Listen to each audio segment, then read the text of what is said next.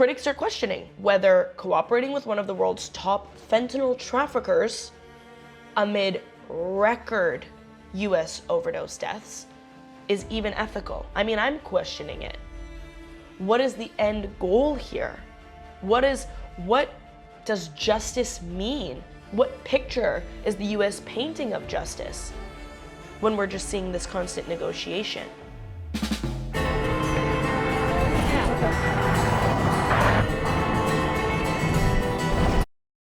All right, what has been going on with El Chapo's son, Ovidio Guzmán Lopez? We have been seeing him making headlines across Mexico and the US, especially this week, because he may only be spending 10 years in jail. I'm Katarina Szulc, and this is Borderland Dispatches, an Ironclad original. Let's get into exactly what's going on with Ovidio.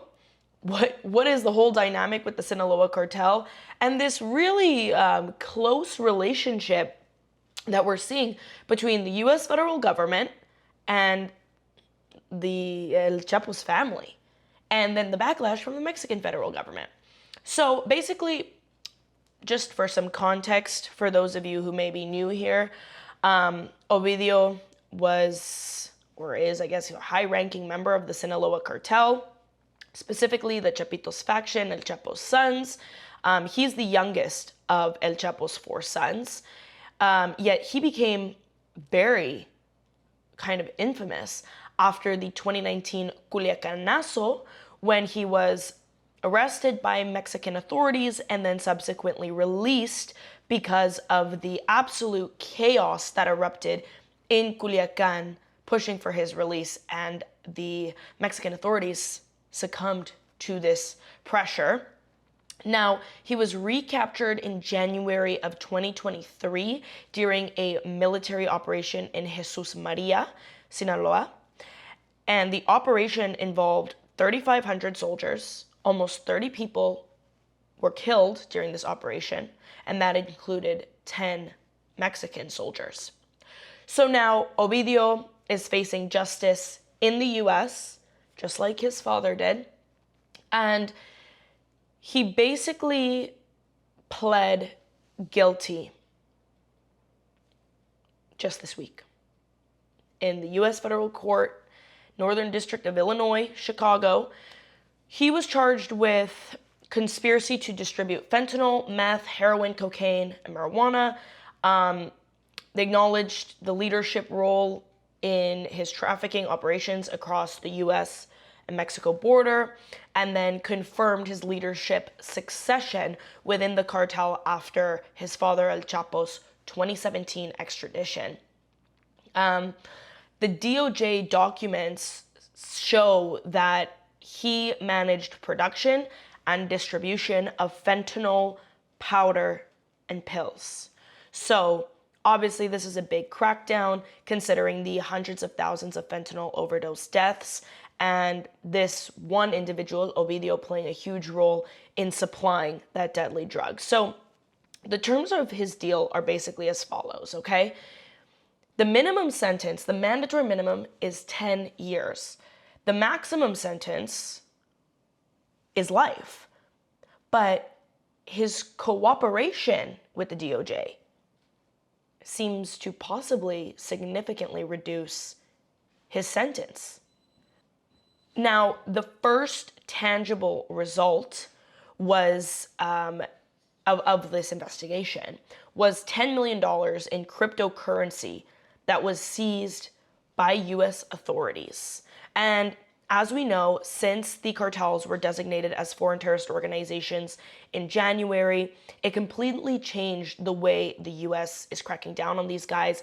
They're going super hard on the financial pipelines and essentially trying to hit these guys from the top all the way down to the bottom. I mean, a lot of the low-hanging fruit, as we would call them, people lower down on the totem pole, are being hit by Mexican authorities, but the guys at the top, they're facing U.S. I wanted to say cold hard justice, but at this rate, there's been so much negotiations between the U.S. federal government and the Chapitos and their extended family that I don't even know if we could call it that. I mean, Ovidio seems to kind of have this like lucky guy syndrome where he's captured by Mexican authorities, you know, the pueblo goes to fight for him, he's released. He's captured, he's facing justice in the U.S., he pleads guilty and may now be only facing 10 years locked up. And he says he will help to retrieve $80 million in assets. And then 17 of his family members are now living freely in the US. So these guys have kind of, I mean, Ovidio's got it going on for him. Now, on July 14th, Ovidio disappeared from the US Bureau of Prisons inmate locator. This is definitely a sign of witness cooperation and high intelligence value, like national intelligence. He was not released, but he was relocated to a secure cooperation facility. Again, we're seeing this, the negotiation with these very individuals who are supposedly supposed to be treated as terrorists. And this can be considered standard in high-value federal cooperation cases. Now, Ovidio is expected to give sworn depositions, potentially testify in future criminal trials. This makes a lot of sense considering that him and then his family members who came in are being protected. This is definitely, you know, the textbook #1 sign of cooperation with the U.S. government. Who he is cooperating against, we'll get into that. But he has already given unrecorded preliminary briefings to federal agents, so is being said. And this ties in with the whole idea that, you know, his mother and then 16 other family members were granted entry into the U.S. through that Tijuana border crossing in May. And this was under apparent federal protection. So whatever information Ovidio has to offer or has led the U.S. government to believe that he has to offer or he has already offered, right? We don't know yet, is valuable enough for his family to receive protection and him to face, I mean, considering the context of his crimes, a very light sentencing, possibly. So, you know, some potential targets of testimony is El Mayo Zambada. He's allegedly already planning a guilty plea. And then, you know, there's the other possibility that Ovidio could testify against his own brothers, especially Ivan Archibaldo. And Ivan was responsible for leading the uprising of that 2019 Culiacanazo. So I don't know how likely this would be, but I think it's important to consider all the possibilities, especially when you think of it as, well, 17 of their family members have now received protection in the US. Someone or so, you know, some people are going to have to bite the bullet for that, not literally. But someone has to take the fall. Someone, I guess, has to pay the price, air quotes, because I don't actually know how much they're really paying when these negotiations are going on and you're seeing someone like Ovidio possibly only going to spend 10 years locked up. Now, some other potential targets of this testimony could be Mexican politicians, Mexican governments or governors in particular. There's, of course, speculation around Rubén Rocha Moya, the governor of Sinaloa, who we have seen, he just recently met with Mexican President Claudia Sheinbaum and, you know, has been accused by many of us of having some very blatant narco ties. And who would know about that better than the Chapitos? Perhaps the very people who were in these meetings with Rocha Moya. There's no formal charges against Rocha Moya, but he's certainly on that U.S. narco politician watch list. And he's certainly been a part of some very blatant, shady dealings. Then you have the possibility of Mexico's former president, Andrés Manuel Lopez Obrador, who has faced allegations multiple times of cartel funding. And this could be potentially explosive if Ovidio implicates AMLO as someone who was either turning a blind eye or receiving money, really anything.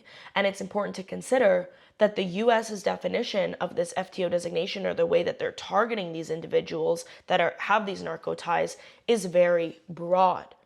Being considered an associate of the cartels could simply mean having your name on a shell company or blatantly profiting. There's a lot of nuance here. And then we take it a step further. And we know that I've talked about this before, and I've gotten flack for it, and it's gone viral in Mexico. The Sheinbaum administration could be a potential political target here with this plea deal. Claudia Sheinbaum has publicly objected to the leniency deals for the Chapitos. This has been like a constant back and forth over the past couple of days. She's called them incoherent, especially regarding the deaths of Mexican soldiers in Ovidio's capture. What we do know about Sheinbaum, and I've talked about this before and it's very obvious, is that she's very much about nationalism, right? Maintaining Mexico's autonomy, even though arguing that Mexico even has autonomy when it has this cartel shadow government is really questionable, right? I guess that's a topic for another day. But Sheinbaum has directly had this public back and forth and disagreement with Ovidio's lawyer, her unhappiness with the U.S. administration and the dealings with Ovidio and the family members. They were allegedly left in the dark about the 17 family members being let into the U.S. with visas and protection. Her administration was very unhappy about that. And now here we go again. And the U.S. is not addressing these grievances by Sheinbaum. They are just continue to mosey along, continuing their process with how they're dealing with this case. And Mexico is essentially left out. Now, two arguments for this, right? First being, I sort of understand, I do understand, I can recognize that when you're dealing with such high-level organized criminals from a country that has a known level of corruption and impunity, you almost do need to leave them in the dark in order to ensure that the integrity of the case and investigations is maintained. While at the same time, though, there are these really profound negotiations going on with these very criminals that is leading to a lot of protections for them. We've seen how it's worked before with U.S. intelligence over the course of the years, because oftentimes negotiations are happening in order to retrieve deeper, perhaps darker information in order to reach another target. But of course, this doesn't necessarily mean that this is the ideal situation in dealing with these criminals. And I think Ovidio likely went into this with a game plan. He knew, his dad had been through it. He knew how he could negotiate. He knew how he could get off. And he probably had a shit ton of information in his back pocket ready to start these negotiations and ready to ensure that his sentencing would be as lenient as possible. Now, this controversy over the cooperation has led to some U.S. Mexico political fallout, as I kind of briefly mentioned here. Critics are questioning whether cooperating with one of the world's top fentanyl traffickers amid record U.S. overdose deaths is even ethical. I mean, I'm questioning it. What is the end goal here? What does justice mean? What picture is the U.S. painting of justice when we're just seeing this constant negotiation? And then Mexican authorities are reportedly demanding input in the plea deal process, which that's never going to happen if we're being for real. So Ovidio's lawyer, Jeffrey Lichtman, accused Sheinbaum of acting as a PR arm for rival cartel factions, notably El Mayo's faction of the Sinaloa cartel. Lichtman and Sheinbaum have been going back and forth over the past couple of days. It is tit for tat at this point. Sheinbaum rebutted his claims, saying, there's no collusion with anyone, and she called for defamation charges against Lichtman. Lichtman doesn't give a shit. It's very obvious in their very public discourse and back and forth.